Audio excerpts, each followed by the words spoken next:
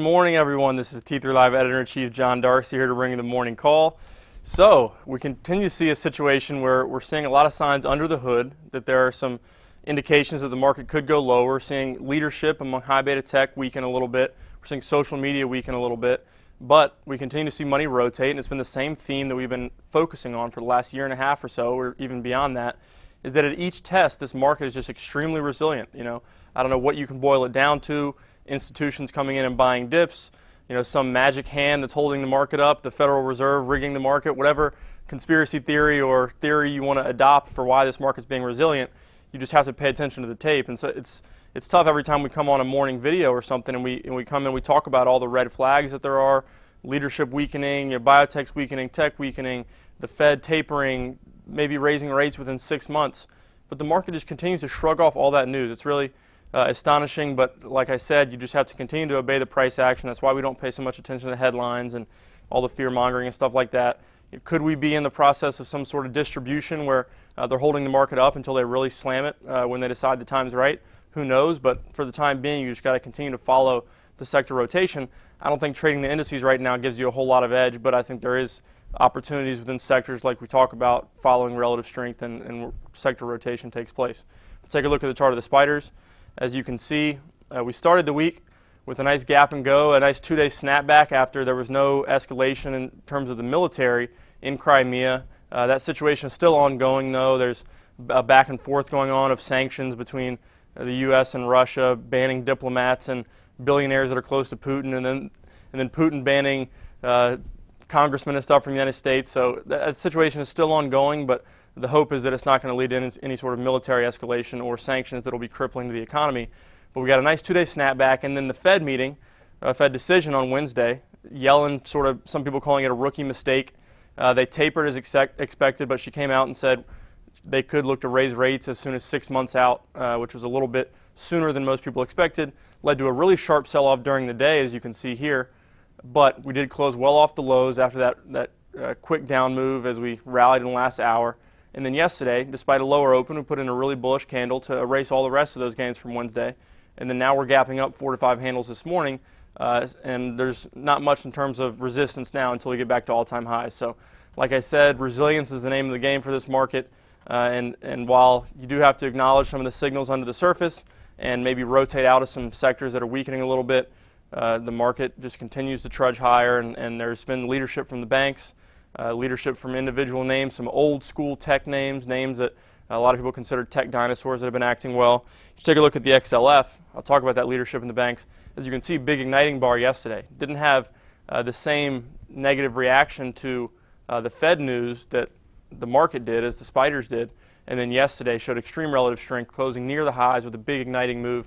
And it looks like the XLF itself, usually we focus on individual setups and things like off the charts in the morning call. The XLF itself looks like it wants to blast off here above pivot highs from a few weeks ago. The best names in the group that we continue to harp on, Bank of America.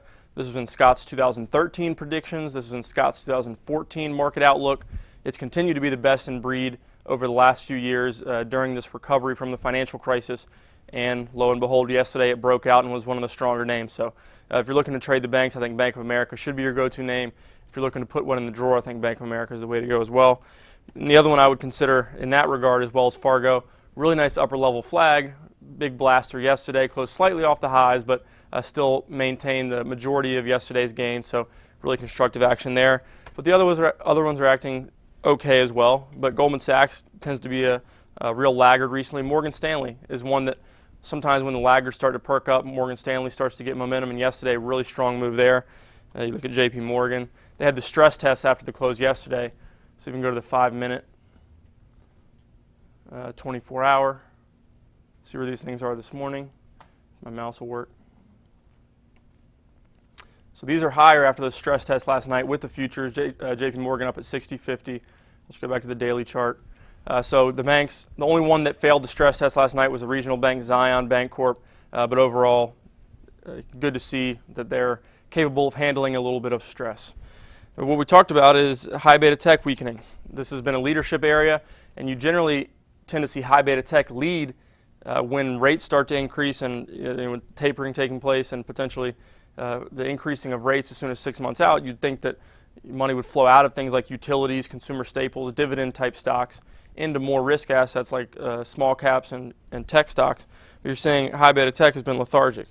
You see Apple there, still in that wedge pattern. Google, lethargic. Amazon, 2-day pullback, showing relative weakness. Netflix has been weak, but showed a little bit of life yesterday, but closed well off its highs. Looks like it might not want to get much follow-through to the upside. And you have social media. Yeah, most of these stocks are up this morning with the market, but you see Facebook weakening. We highlighted what looks like maybe a little mini head and shoulders pattern.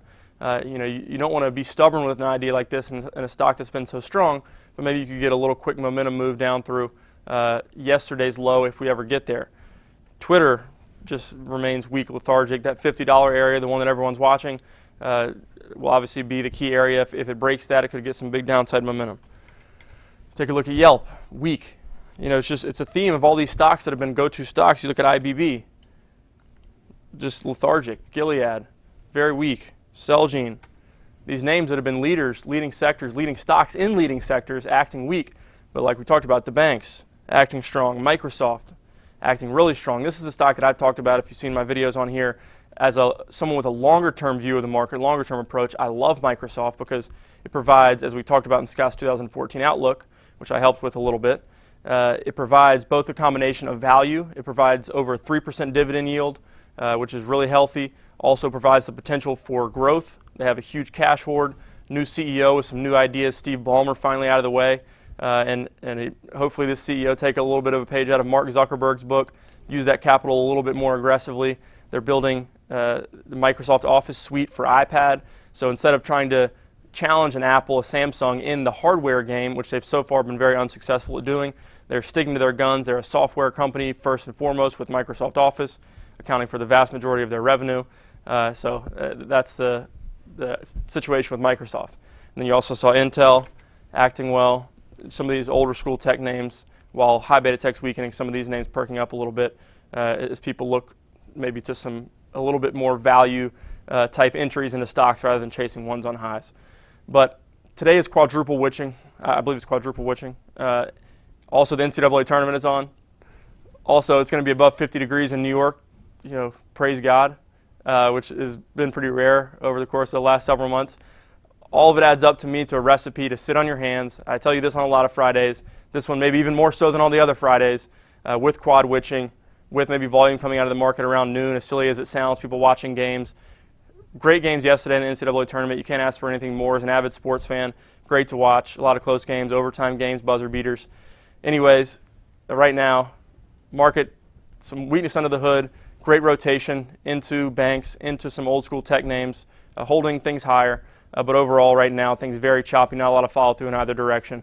I think it's a time to, if you're a long-term investor, go back to sleep, take your eyes off the market. Everything's working well.